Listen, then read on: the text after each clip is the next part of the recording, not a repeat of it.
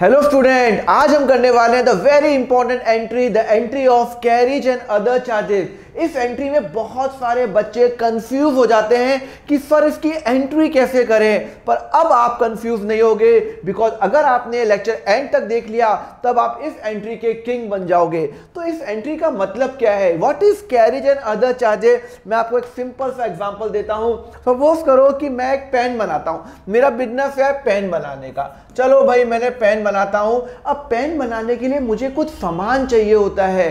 Pen बनाने के लिए मैंने प्लास्टिक चाहिए, मुझे इंक चाहिए। मैं खुद नहीं बनाता, मैं पेन बनाता हूं, पर पेन बनाने के लिए प्लास्टिक में कहीं और से लेता हूं, इंक कहीं और से लेता हूं, निब कहीं और से लेता हूं। सपोज करो कि मैंने पेन बनाने के लिए प्लास्टिक लिया। क्या लिया? प्लास्टिक। और आपको पता है अच्छी तरह प्लास्टिक मेरे पेन के लिए क्या है? गुड्स है। What is goods? गुड्स वो चीज होती है जो मेरे फाइनल प्रोडक्ट में जा रही है। मेरा फाइनल प्रोडक्ट पेन है, तो पेन बनाने में जो भी चीज जा रही है, प्लास्टिक जा रहा है, इंक जा रहा है, वो मेरा क्या होता है?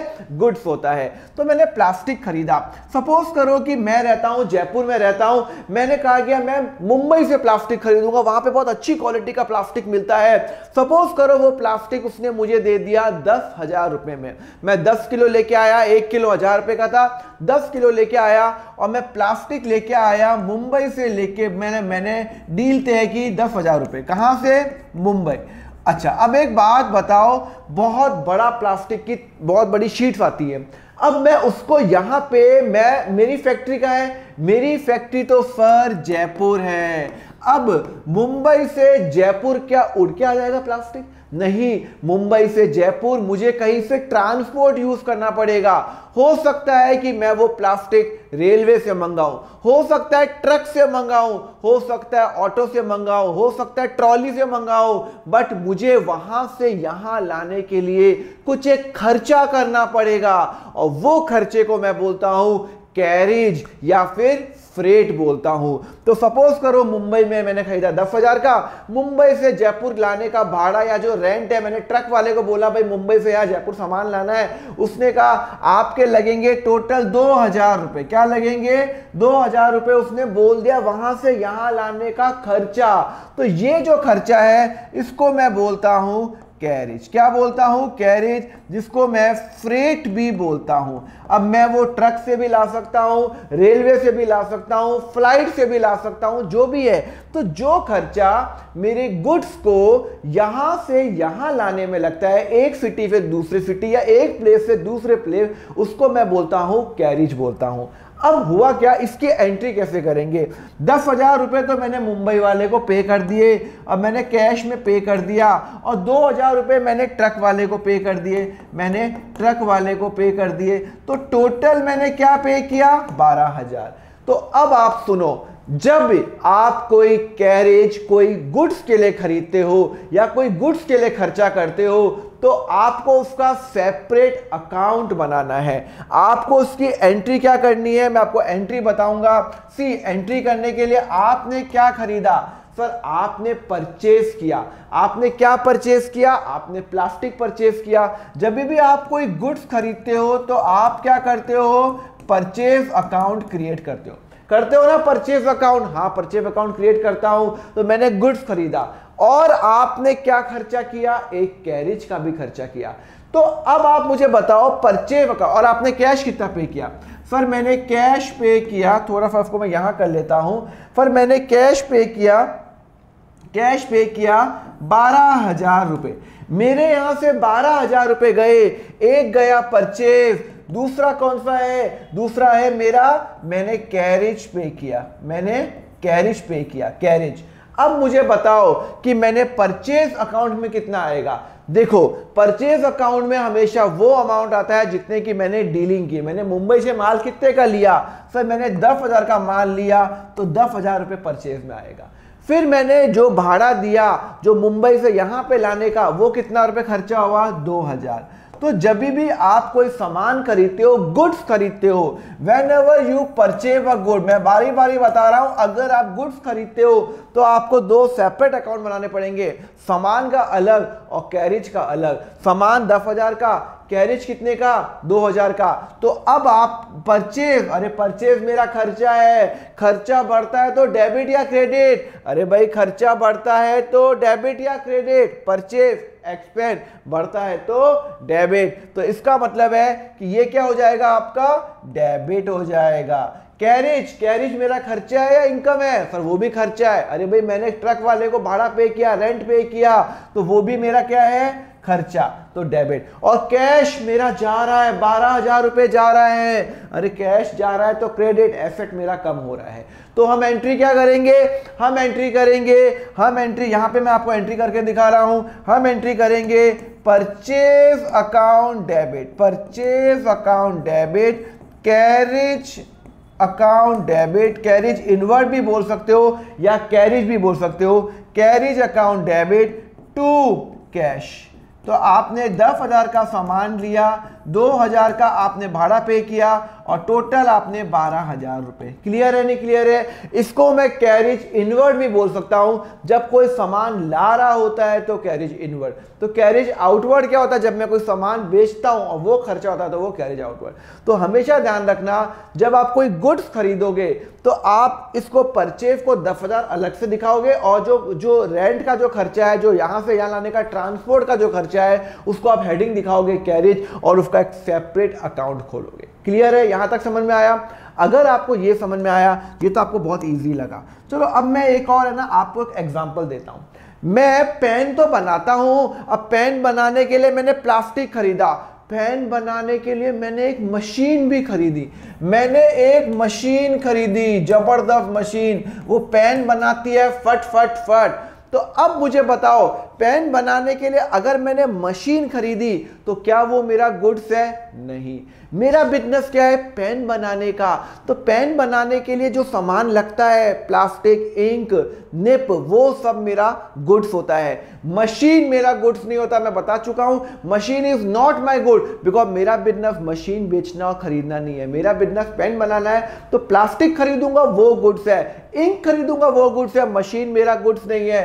तो ध्यान रखना, machine is not a good, not a goods. Okay, अब ये मैंने मशीनरी लेट सपोज चेन्नई से खरीदी, बड़ी अच्छी मशीनरी मिलती है, मैंने चेन्नई से मशीनरी खरीदी और सपोज करो वो मशीनरी मैंने ली 1 लाख रुपए की। कितने की ली? 1 लाख रुपए की। मैंने चेन्नई में देखा है, बहुत जबरदस्त मशीन है, बहुत अच्छा पेन बनाती है, 1 लाख रुपए की मशीन। अब चेन्नई, मेरी फैक्ट्री तो जयपुर में है, तो चेन्नई से जयपुर मशीन उड़ के आएगी? नहीं, वो फ्लाई करके नहीं आएगी। उसको मैं या तो ट्रक से मंगाऊंगा, रेलवे से मंगाऊंगा, ट्रॉली से मंगाऊंगा, फ्लाइट से मंगाऊंगा, व्हाटएवर रीजन मैंने कहीं ना कहीं से मंगाऊंगा। और सपोज करो मेरा जो ट्रांसपोर्ट चार्जेस जो उसको लग गया, सपोज करो ट्रांसपोर्ट चार्जेस लग गया उसका, लेट सपोज 30,000 रुपीज। कितना रुपए? 30,000 रुपीज लग गया। तो अब मुझे बताओ इसकी एंट्री क्या करेंगे। यहां पे मैं आपको एक नया कंसेप्ट बता रहा हूं, सुनो, बहुत इंपॉर्टेंट कंसेप्ट है। अगर मैं कोई सामान अपने, नहीं, एक तो ट्रांसपोर्ट, रुको एक और चीज बता रहा हूं। मशीन लाया 1 लाख रुपए की चेन्नई से, ट्रांसपोर्ट का खर्चा कितना हो गया? 30,000। और सुनो, मशीन जहां मेरी फैक्ट्री में लगाने का खर्चा भी तो आता है। मशीन आ जाती तो ऐसा नहीं होता, मशीन आ गई मेरे फैक्ट्री में, उसके बाद मैंने आसपास के इंजीनियर्स को बुलाया कि यार ये मेरी फैक्ट्री में मशीन फिट करो। ये मशीन जब तक खड़ी रहेगी कुछ काम नहीं करेगी, जब तक मेरी फैक्ट्री में फिट नहीं होगी कुछ काम नहीं करेगी। तो मेरा इंस्टॉलेशन चार्जेस भी लग गया, इंस्टॉलेशन चार्जेस भी लग गया। सपोज करो लग गया 10,000 रुपए। ओहो हो सर, इंस्टॉलेशन चार्जेस? अरे आप एसी खरीदते हो तो क्या एसी खरीदते घर पे रख देते हो क्या? आपने 40,000 का अगर एसी लिया तो 5,000 रुपए इंस्टॉलेशन पे नहीं लगाते हो? क्यों लगाते हो? क्योंकि अगर आप इंस्टॉलेशन पे नहीं लगाओगे तो एसी तो पड़ा यूज हो जाएगा। तो जब वो वाले खर्चे, जब तक वो मेरा एसेट जो मैं खरीद रहा हूं तब तक वो यूजेबल नहीं हो, जब तक वो यूज करने हालत में नहीं हो। मशीन यूज करने वाली हालत में कब कब होगा? जब वो मेरी फैक्ट्री में पहुंचेगा और वो इंस्टॉल्ड हो जाएगा। तो 1 लाख रुपए वो यहां से यहां लाने का खर्चा 30,000 रुपए ट्रक वाले को दिए और 10,000 रुपए यहाँ पे लोकल इंजीनियर को दिए, उसने इंस्टॉल्ड किया, मैकेनिक को दिए, इंस्टॉल्ड किया। तो टोटल जो मेरा खर्चा है ना वो 1,40,000 रुपए हो गया। कितना हो गया? 1,40,000 रुपए। उसके बाद जो भी खर्चा होगा वो अलग की बात है। मशीन अब मेरी यूज करने की हालत में है। नाउ मैं मशीन को ठप ठप यूज करूंगा, नए पेन बनाऊंगा। तो अब मुझे बताओ, ये जो मशीन खरीदी इसका जनरल एंट्री बताओ। सी, मैं आपको बताता हूं, कंसेप्ट बता रहा हूं पहले आपको। आपने मशीनरी के लिए कैश पे किया, कितना पे किया? 1 लाख। सपोज करो मैंने पूरा 1,40,000 रुपए कैश में पे किया, तो 1,40,000 मैंने कैश पे किया। मैंने क्या खरीदा? मैंने सर एक मशीन खरीदी। अच्छा, तो अब आप ये कंसेप्ट समझ लो, अगर आप कोई गुड्स नहीं खरीदते हो, it is not a good, machine is not my goods. अगर आप कोई गुड्स नहीं खरीद रहे हो और अगर वो खरीदने का जितना भी खर्चा है, जितना जब तक वो यूजेबल नहीं हो तब तक वो जितना भी खर्चा है वो हम मशीन अकाउंट के अंदर ही लेके जाएंगे। मतलब मशीन अकाउंट को मैं 1,40,000 दिखाऊंगा, मैं अलग से कैरेज चार्जेस नहीं दिखाऊंगा, मैं अलग से ट्रांसपोर्टेशन चार्जेस नहीं दिखाऊंगा, मैं अलग से इंस्टॉलेशन चार्जेस नहीं दिखाऊंगा, वो सब मैं मशीन के अंदर लेके चले जाऊंगा। मतलब मेरा मशीन कितने का है? 1,40,000, और 1,40,000 मेरा मशीन है, मेरा एसेट बन रहा है। अब आपके मन में आ रहा है सर ये मशीन तो आपने 1 लाख की ली है, ली मैंने 1 लाख की है, पर वो 1 लाख की मशीन थी, कुछ काम के लिए जब तक मेरी फैक्ट्री में इंस्टॉल्ड नहीं हो, तो मेरी फैक्ट्री में इंस्टॉल करने के लिए मुझे ये 40,000 रुपये और खर्च करने पड़े। तो टोटल मेरी मशीनरी जो डेबिट होगी वो 1,40,000 से होगी, और मशीनरी अकाउंट में डेबिट करने वाला हूं। क्यों? अरे एसेट है, वो क्या है? मेरा एसेट है। और जब एसेट बढ़ता है तो क्या होता है? अरे एसेट बढ़ता है तो क्या होता है? डेबिट होता है। Machinery is my asset. मैंने कोई चीज खरीदूंगा, एसेट आ गया, तो एसेट अगर मेरी बढ़ेगी तो वो डेबिट होगा। तो मशीनरी डेबिट कितने पे होगी? देख, और कैश तो मेरा जा रहा है तो ये क्रेडिट होगा। तो मैं एंट्री क्या करूंगा? मैं एंट्री करूंगा मशीन अकाउंट डेबिट। मशीन मैंने खरीदी कितने की? सर 1,40,000 की, 1 लाख की नहीं, और मैंने कैश पे किया 1,40,000 रुपए। क्लियर है नहीं क्लियर है कंसेप्ट? तो अगर आप गुड्स खरीदोगे तो आप अलग अलग ब्रेकअप दिखाओगे, परचेज अकाउंट अलग दिखाओगे, जो आपने ट्रांसपोर्टेशन खर्चा है वो कैरेज में अलग दिखाओगे। पर अगर आप गुड्स नहीं खरीद रहे हो तो आप अलग नहीं कंबाइन करोगे। सर इसका लॉजिक तो समझा दो। लॉजिक इसलिए है कि मैं बिजनेस कर रहा हूं, मुझे मालूम होना चाहिए कि मैं रोज जो सामान खरीद रहा हूं, मुंबई से खरीद रहा हूं, मेरा 2-2 हज़ार रुपये लग रहा है, क्यों ना मैं मुंबई से नहीं खरीद के मैं जयपुर में रहता हूं तो लोकल जयपुर से लूं, या फिर आगे जोधपुर या उदयपुर से लूं, इतनी दूर से सामान क्यों खरीद रहा हूं? तो मुझे ट्रैक रखने के लिए कि मैं कितना खर्चा स्पेंड कर रहा हूं, मैं इसका अलग अकाउंट बनाऊंगा। पर ये जो मशीन होती है, AC होता है, ये मैं रोज रोज नहीं खरीदता हूं, और ये मेरा रेगुलर खर्चा नहीं है। इसलिए जो भी मेरे खर्चे इसको इंस्टॉल्ड करने के लिए, यूजेबल कंडीशन बनाने के लिए होते हैं, वो उसको मैं एसेट अकाउंट में लेके जाता हूं। क्लियर है? तो अगर गुड्स है तो अलग अकाउंट ओपन होगा, और अगर गुड्स नहीं है तो इसके अंदर ही कंबाइन होगा। अगर ये मशीन मेरा गुड्स होता तो मशीन में 1 लाख पे दिखाता, कैरेज अकाउंट डेबिट 30,000 करता, और ट्रांसपोर्ट और जो मेरा इंस्टॉलेशन 10,000 रुपये करता। मैं आपको यहाँ पे लिख दी दिया, अगर मैंने गुड्स के लिए पे किया तो मैं उसको सेपरेटली दिखाऊंगा, और if paid for the asset other than the good then will include them in the asset. मैं आपको एक क्वेश्चन कराता हूं जिससे आपको और क्लियर होगा। चलो क्वेश्चन करते हैं। Purchase of furniture of ₹10,000, carriage paid 2,000। मैंने एक फर्नीचर खरीदा, कितने का लिया? फर्नीचर। अच्छा, फर्नीचर कितने का लिया? 10,000 का। वो बोल रहा है वो फर्नीचर आपने लिया, आपने लेट्स सपोज लोकल जयपुर से ही लिया भैया, तो फर्नीचर यहां से आपके घर तक लाने के लिए या ऑफिस तक लाने के लिए 200 रुपये आपने ऑटो का चार्जेस दिया, तो वो 200 रुपये के लिए आप अलग अकाउंट नहीं ओपन करोगे, इसी के अंदर ऐड कर लोगे। क्योंकि जब तक फर्नीचर मेरी दुकान पे या मेरी फैक्ट्री में नहीं आएगा तब तक वो कुछ काम का नहीं है। तो जो भी मेरा एसेट खरीदता हूं मेरे फैक्ट्री तक लाने का और उसको इंस्टॉलेशन बनाने का जो भी खर्चा है वो मैं फर्नीचर अकाउंट में लेके जाऊंगा, इसका अलग अकाउंट नहीं बनाऊंगा। और लेट सपोज क्वेश्चन में नहीं लिखा कैश, तो मैं कैश एज्यूम कर रहा हूं कि मैंने कितना पे किया, 10,200 रुपये कैश पे किया। तो कैश मेरा जा रहा है तो क्रेडिट, अरे भैया कैश जा रहा है तो क्रेडिट, एसेट होता है जा रहा है तो क्रेडिट। और मैंने मशीन खरीदी, एसेट, सॉरी मैंने फर्नीचर खरीदा, एसेट बढ़ रहा है तो डेबिट, एसेट बढ़ रहा है तो डेबिट। तो मैं एंट्री क्या करूंगा, मैं एंट्री करूंगा furniture account debit to cash. और मैं कितने पे एंट्री करूंगा, 10,200। ये आपको बात तो क्लियर हो गई है, ठीक है ना। ये मेरी पहली एंट्री, ओके। तो मेरा 10,200। दूसरी, ये मेरी एंट्री कौन सी हो गई, ये मेरी 3 जुलाई की एंट्री हो गई है, ओके। अब मैं एंट्री कर रहा हूं मेरी 7 जुलाई की, ओके।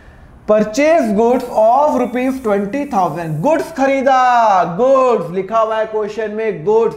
जब भी मैं गुड्स खरीदता हूं ना, तो मैं आपको बता चुका हूं ये मेरा सामान है, जिस चीज में मैं धंधा कर रहा हूं, बिजनेस कर रहा हूं। तो गुड्स मैंने कितने का लिया, सर मैंने गुड्स लिया, मैंने परचेज कितने का किया, मैंने परचेज किया सर 20,000 का। और मैंने कैरेज पे किया, मैं आपको बता चुका हूं जो भी मेरे कैरेज एक्सपेंस होता है वो मैं अलग से दिखाऊंगा। और मैंने कैश कितना पे किया, 20,000 प्लस 500, 20,500। इसमें मैं अलग अकाउंट बना रहा हूं। ऊपर में अलग अकाउंट क्यों नहीं बनाया, क्योंकि वो गुड्स नहीं था। यहां पे मैं गुड्स खरीदूंगा तो गुड्स का अलग अकाउंट होता है, परचेज अकाउंट। परचेज मेरा अकाउंट डेबिट होगा बिकॉज मेरा खर्चा है, कैरेज एक्सपेंस भी मेरा खर्चा है, दोनों भी तो खर्चे ही हैं। गुड्स अकाउंट, परचेज अकाउंट, और मेरा कैश गया तो क्रेडिट। तो इसकी एंट्री मैं आपको बता रहा हूं। इसके लिए मैं एंट्री क्या करूंगा, मैं एंट्री करूंगा परचेज। तो परचेज उतने पे डेबिट होगा जितने पे मैंने खरीदा 20,000 का। फिर यहां पे मैं कैरेज अलग से दिखाऊंगा, कैरेज एक्सपेंस अलग से दिखाऊंगा। ओनली रीजन इज क्योंकि मैंने जो कैरेज एक्सपेंस पे किया 500 रुपए, वो मैंने गुड्स के लिए खरीदे, इसलिए मैं अलग अकाउंट दिखा रहा हूं। और टू कैश 20,500। समझ में आया नहीं आया? तो जब भी आप कोई सामान खरीदते हो जो गुड्स होता है, उसमें आप कैरेज का अलग अकाउंट बनाओगे, और अगर गुड्स नहीं है तो उसको इसके अंदर ही कंबाइन कर लोगे। क्लियर है? चलो ये समझ में आया। तो चलो मुझे 10 जुलाई का बताओ। 10 जुलाई का बताओ। Machine was brought for 20,000, installation expensive was 3,000 and transportation. आपको बता चुका हूं मशीन मेरा गुड्स नहीं है, मैंने मशीन खरीदी 2 लाख की। इंस्टॉलेशन भैया, इंस्टॉलेशन मेरे फैक्ट्री में इंस्टॉल करने का खर्चा 3,000 और मेरी फैक्ट्री तक लाने का खर्चा 1,000। तो जब तक मेरी मशीनरी मेरे फैक्ट्री में नहीं आएगी तब तक मुझे क्या है, मेरे लिए मशीनरी यूजलेस है। तो टोटल मैंने खर्चा मशीन खरीदने का 2,04,000 पे किया है। तो मैं यहाँ पे एंट्री क्या करूंगा, मैं एंट्री करूंगा मैंने मशीन खरीदी, कितने की खरीदी, 2,04,000। No need to prepare separate account for installation and the transportation because ये गुड्स नहीं है मेरा, और मैंने कैश या बैंक से जो भी पे किया तो 2,04,000 रुपए। कैश मेरा जा रहा है क्रेडिट और मशीन मेरा आ रहा है डेबिट। तो मैं एंट्री करूंगा, मशीन मेरी कितने की आई, 2 लाख की नहीं आई, 2,04,000 की आई, और मैंने कैश पे किया। सर इसमें आपने अलग से नहीं दिखाया, अरे नहीं दिखाया अलग से, ओनली रीजन इज बिकॉज ये मेरा गुड्स नहीं है, गुड्स नहीं है, इसलिए मैंने पूरा का पूरा जो भी मेरा खर्चे है ना वो मैंने अलग से नहीं दिखाए और इसी के अंदर कंबाइन कर दिए। 2 लाख प्लस 3,000 प्लस 1,000 रुपए। क्लियर है? समझ में आया? चलो 15 जुलाई का भी आपका 15 जुलाई का भी हो गया। ओके चलो अब हम आगे बढ़ें क्या, चलो आगे बढ़ते हैं, देखते हैं हमें आगे होता है क्या। सॉरी ये तो 10 जुलाई का था, ठीक है ना। हाँ 1 मिनट, हाँ ये 10 जुलाई का। ओके चलो अब हम करेंगे 15 जुलाई का। बहुत ही अच्छा पॉइंट, मैंने शेयर खरीदा 1,000 रुपए का, ब्रोकरेज पे की 2%, all the payment made to the bank. हमेशा ना शेयर हमेशा मैं बैंक के थ्रू खरीदता हूँ, कैश में खरीद ही नहीं सकता। मैंने एक रिलायंस का शेयर लिया, मैंने रिलायंस का शेयर लिया, एक शेयर 1,000 रुपए का है और 10 रुपए का एक शेयर लिया, तो 10,000 रुपए, 10,000 रुपए। मतलब मैं एक शेयर रिलायंस का 1,000 रुपए का चल रहा है, एज्यूम करता हूं मैंने 10 शेयर लिए तो 10,000 रुपए के।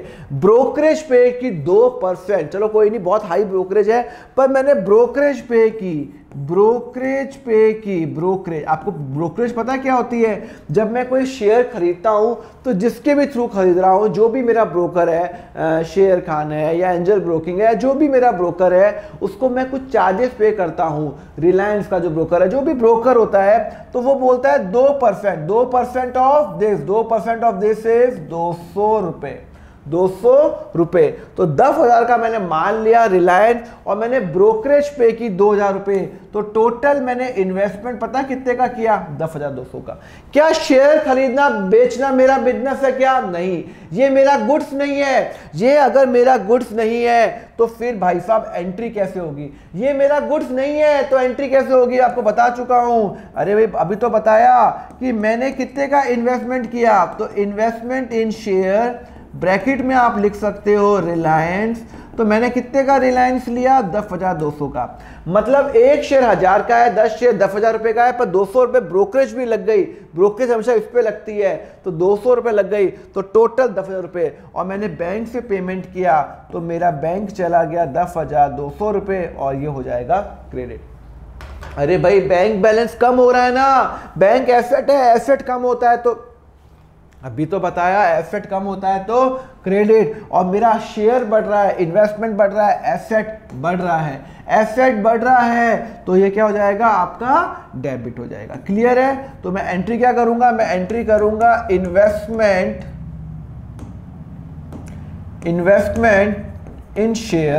इन शेयर्स ब्रैकेट में आप लिख सकते हो